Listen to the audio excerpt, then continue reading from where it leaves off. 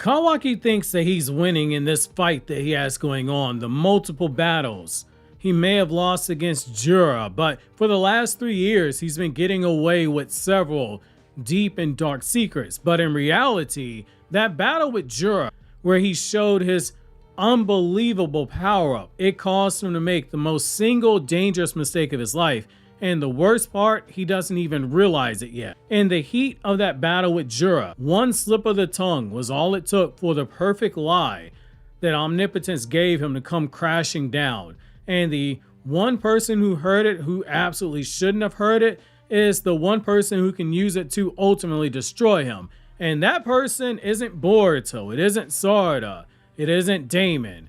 Instead, it is a certain wallflower that is very easy to overlook and forget, Sumire herself. This could be the moment that begins to completely rewrite Boruto's story moving forward, and in today's newest Naruto Explained video, your OBC, your original Boruto chief, is going to break down to you why Sumire knowing everything about the truth about Naruto not being dead absolutely changes everything. Which is a quick reminder, Boruto has never told Sarada and Sumire that Naruto was not dead. And in the Hokage office, when they barged in, when Shikamaru was talking to them after Boruto escaped, they weren't told that Boruto was claiming that Naruto was still alive. So this is new information to Sumire, and this was done narratively for a really big reason. So here's what went down. Sumire, she's in Amado's lab. She's monitoring Kawaki's fight with Jura through the ninja tech that is inside of Kawaki's eyes. Because again, Kawaki's a cyborg. Jura, who was far more perceptive than Kawaki anticipated, suddenly called him out when he put 2 and 2 together on how Kawaki was able to power up so quickly. You can probably chalk some of this up to Boruto talking about how humans can grow stronger through love, and that is basically not logical. Paraphrase what Boruto said, but Boruto put the seed in Jura's head. Jura's showing the intelligence by being able to apply it with what he's seeing with Kawaki. Well, Jura in this moment outright suggests that Naruto's still alive. And then Kawaki, he confirms it, thinking, hey, it's just me and him here. Boruto's on the way showing up. Nobody else is going to know. He had no hesitation. He didn't backtrack. That boy didn't stutter at all. He just straight up admitted that, hey, he didn't kill Naruto. That single sentence, it just broke that one layer of Kawaki's fabricated reality that Omnipotence cannot protect. Remember, Damon more than once was warning Kawaki about this, gloating about it. Like, yo, fam, you think you so smart when really you're an idiot. Omnipotence rewrites the memories to make people believe that Boruto and Kawaki switched lives. The more that you try to give them evidence about it, the more Omnipotence pushes back against it. And even when they know the truth, we see it via Shikamaru. He has to actively fight against his memory. However, Omnipotence can't magically cover up any additional lies that Kawaki made after Omnipotence happened. When Kawaki told everyone that Naruto was dead, that happened after Omnipotence. That was never backed up by Omnipotence. It was just a lie. He knew full well, people think I'm Naruto's kid. I have all the credibility in the world right now. I'm going to launch a manhunt for Boruto. And now, someone who can't be manipulated by Omnipotence because she's immune to it, and someone who's been actively trying to prove Boruto's innocence, she just heard him admit the whole truth. This brings us to why Sumire is the worst possible person to have heard Kawaki's confession. Out of all the people who could have heard this, it had to be Sumire. And that is bad news for Kawaki, because Sumire isn't just some random background ninja. I get it, she's in the background a lot. She doesn't necessarily help out in a battle conflict. She's never even thrown hands in the manga. This is a battle manga, and yet with the way things are written, characters are contributing even without having to lift a finger to fight. The first thing you have to look at is the fact that she is immune to Omnipotence. She is one of the few very people who remember the original reality. Second, she's already quietly been working with Sarada to prove Boruto's innocence. She's walking that tight line. I personally believe that Ada already knows subconsciously that they're immune, but even Ada is someone that Sumire is trying to keep this truth from, that, hey, I'm immune to Omnipotence, but they've managed to walk a tight line where Ada is putting on like, yeah, okay, so you're immune to omnipotence, you remember everything, but you're still affected by my charm powers, which are the exact same jutsu that was used. Sumire's been walking that tightrope and she's done a good job at it. This is the same Sumire who was right there with Sarada when she's handing out photos of baby Boruto with Naruto and Hinata, who stood by Sarada when everyone else turned on Boruto. And now she just happens to be sitting in Amato's lab, meaning there's a very real chance that the feed from Kawaki's eyes is probably recorded. Do we really think Amato doesn't keep backup copies? This isn't just gossip. This is now hard evidence. Evidence that could completely dismantle Kawaki's credibility and prove Boruto's innocence once and for all. However, I don't want you to get too excited right now. Ever since Two Blue Vortex started, one of the things I see at least in 10 comments every chapter review, someone always says, when's Boruto life gonna go back to normal? I'm standing by it. It's not gonna happen quickly. We're gonna be in a slow burn for it. She's not gonna use this information just yet. I want you to think about Jura looming over the battlefield. I want you to think about Jura blowing up the Hidden Leaf Village. I'm not saying Jura did it, but I want you to put that image in your head. That's what's at stake. It's the same reason Itachi had to carry out the Uchiha Massacre. If the coup d'etat took place, it was going to leave the village vulnerable. Something like this could split the village itself. So here's the thing. Sumire isn't going to run to Sarada right now, potentially. If she does go to Sarada, they're going to sit on that information. Not with Jura, Hidari, and Mamushi threatening everything. Right now, the priority for everyone involved, it is survival. If she exposes Kawaki in the middle of a crisis like this, where they need all hands on deck, because Boruto and Kawaki combined look like they might not be enough to take down Jura right now. The Hidden Leaf Village, if they lose Kawaki, they might be doomed. Tension's already high. The last thing they need is a civil war while the Shinju are on the move. It is easier to take down your enemies when they're divided. That is something brought up in every strategy book that you will ever read. So I do strongly believe that Sumire is going to hold on to that information. She's going to wait. But make no mistake, that moment, it is coming.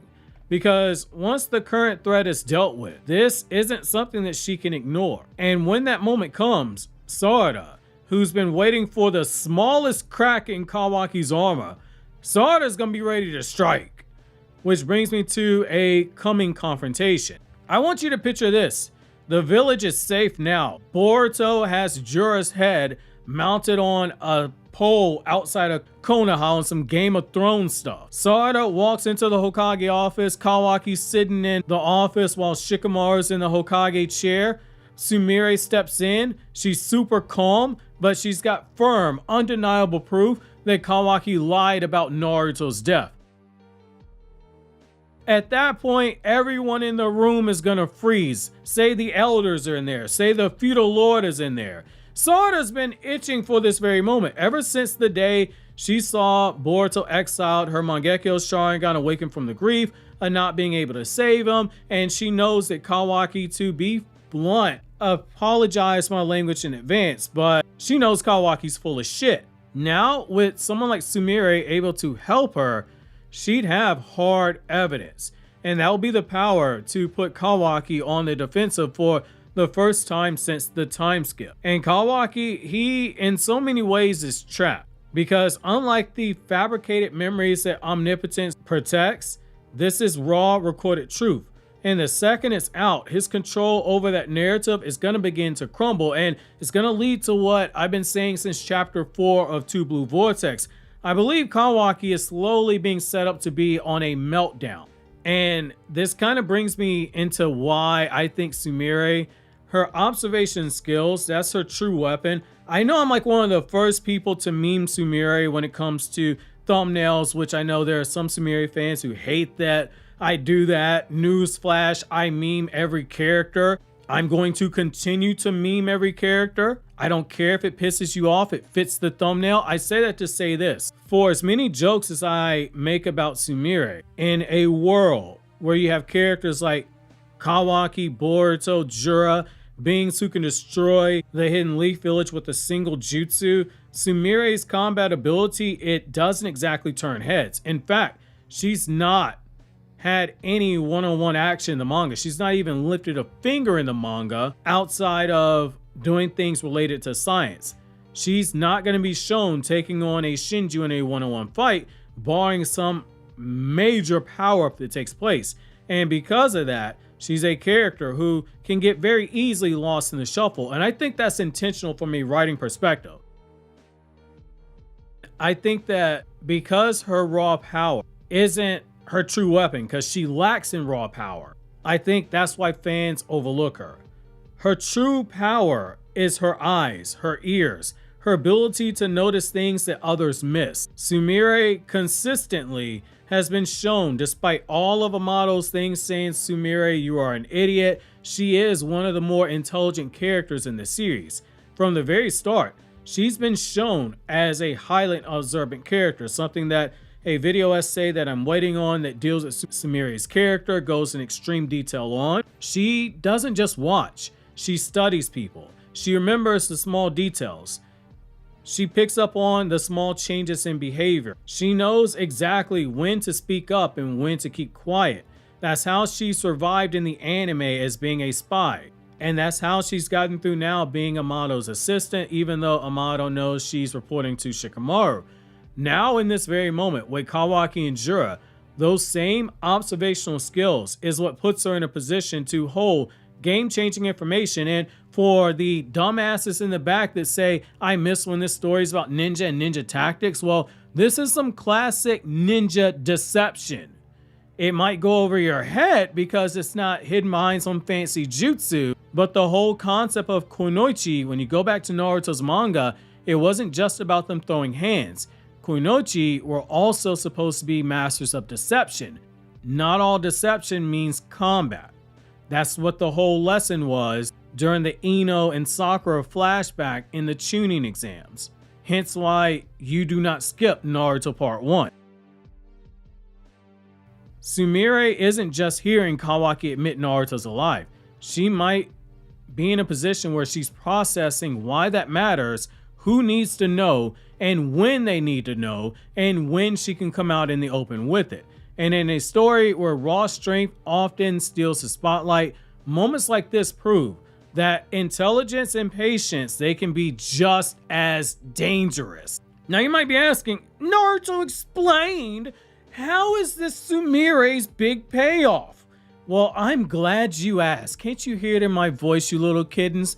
Look, this is why you should care. Sumire has never been the strongest fighter. She's not a frontline powerhouse like Sarada or Boruto, and that's the beauty of her role. Her strength has always been in information and science, and in playing the long game when you factor in the anime version, which I know the anime and manga are two different continuities, but I'm going to mix them for the purposes of this video just to make that point. She spent most of Boruto's story in Amado's shadow, in the tech department under Katasuke, learning to navigate politics and secrets and hidden truths, particularly when she's underneath Amado. When she was spying on Amado, that was something Shikamaru said. That was Shikamaru going behind Naruto's back. That's where the politics comes in. Keeping secrets, we know that from the anime, and hidden truths, that's basically what she's been uncovering. And now, finally, that patience, it might finally be paying off. This could be a moment where Sumire's very unique skill set, her immunity to omnipotence, her loyalty to Boruto, her position in Amado's lab, it allows her to influence the entire direction of the story without ever needing to throw a single punch. Kawaki's slip up with Jura, that wasn't just a tactical error. That was not just a moment that happened randomly in the chapter to fill space. It was a intentional crack in his armor that Ikimoto wrote into the story that Sumire's been waiting for. And when the dust settles, that quiet girl from the ninja tech department might be the one who brings Kawaki's entire world crashing down.